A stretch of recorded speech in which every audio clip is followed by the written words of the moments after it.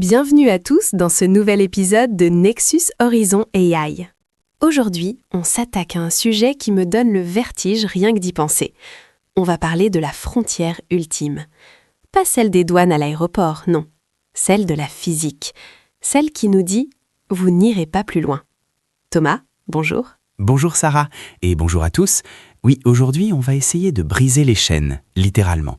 On va parler du saint graal de l'astrophysique et de la science-fiction, le moteur à distorsion, ou warp drive pour les intimes. C'est le truc de Star Trek, ça, non? Monsieur Sulu, distorsion 4. Exactement, c'est le rêve absolu. Mais avant de parler de la solution, Sarah, il faut qu'on comprenne bien le problème. Parce que le problème est, déprimant, vraiment déprimant. Tu parles de la vitesse de la lumière? Je parle de la prison cosmique dans laquelle nous vivons. Imagine un instant, la lumière voyage à 300 000 km par seconde. C'est rapide, c'est même instantané à notre échelle humaine. Tu allumes la lampe, paf, c'est éclairé. Tu fais le tour de la Terre 7 fois en 1 seconde. Jusque-là, ça me va.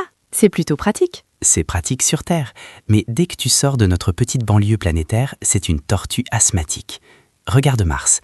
Pour envoyer un bonjour à un rover sur Mars, ça prend entre 3 et 22 minutes selon la position des planètes. Juste pour dire bonjour. Ah oui, les conversations sur Zoom seraient compliquées avec les Martiens. Impossible même, mais ça, c'est la porte à côté. Si tu veux aller voir notre plus proche voisine, l'étoile Proxima du Centaure, à la vitesse de la lumière, il te faut 4 ans. 4 années pour un aller simple.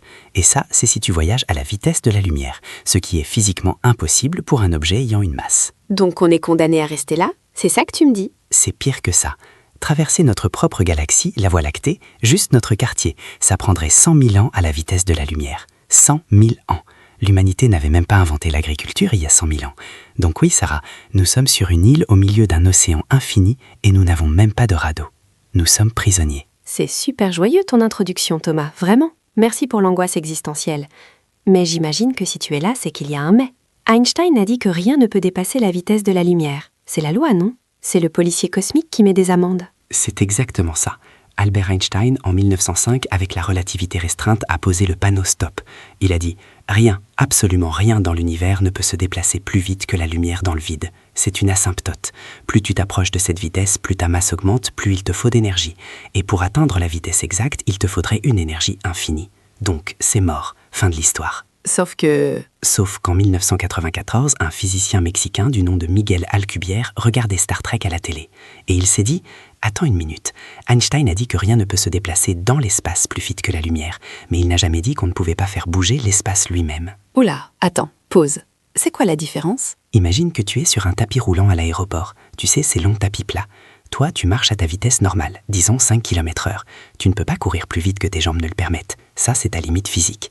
Mais si le tapis roulant avance à 20 km/h, par rapport au sol, tu avances super vite. Pourtant, toi, tu ne forces pas. D'accord, je vois l'image. Donc le vaisseau serait le piéton et l'espace serait le tapis roulant? C'est l'idée. Alcubierre a utilisé les équations de la relativité générale d'Einstein.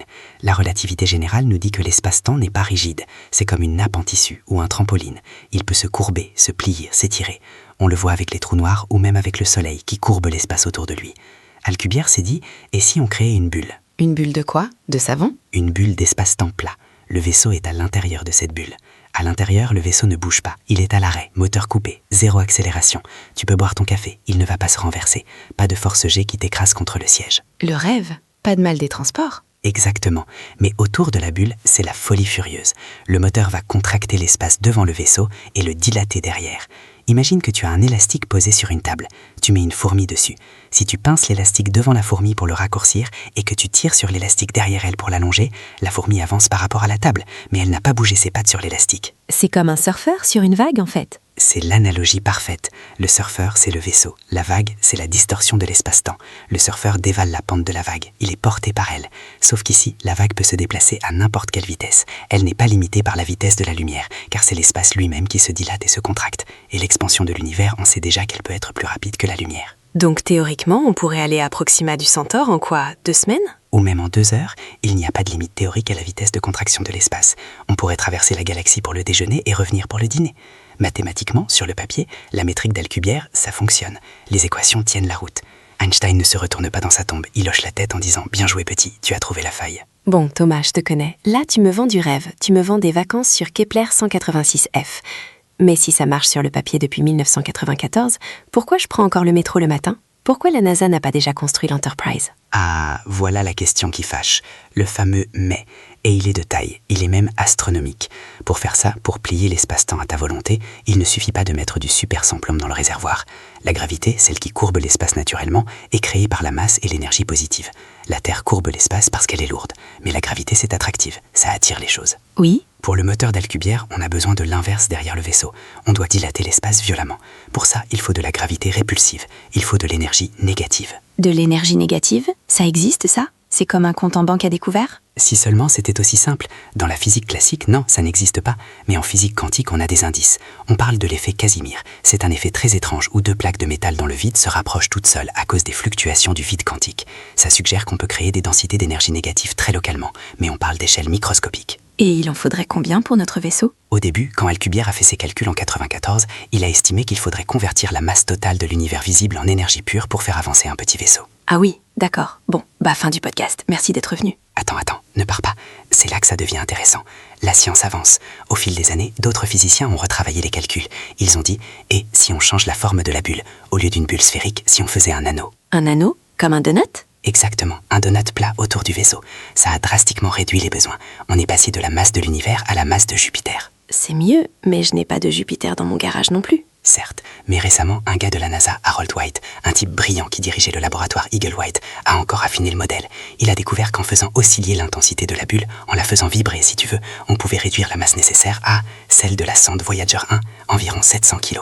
700 kilos? Attends Thomas, tu es sérieux? On est passé de l'univers entier à une petite voiture? Oui, c'est ça qui est vertigineux. Théoriquement, énergétiquement, ça devient plausible. On n'est plus dans le domaine du divin, on est dans le domaine de l'ingénierie, très très difficile.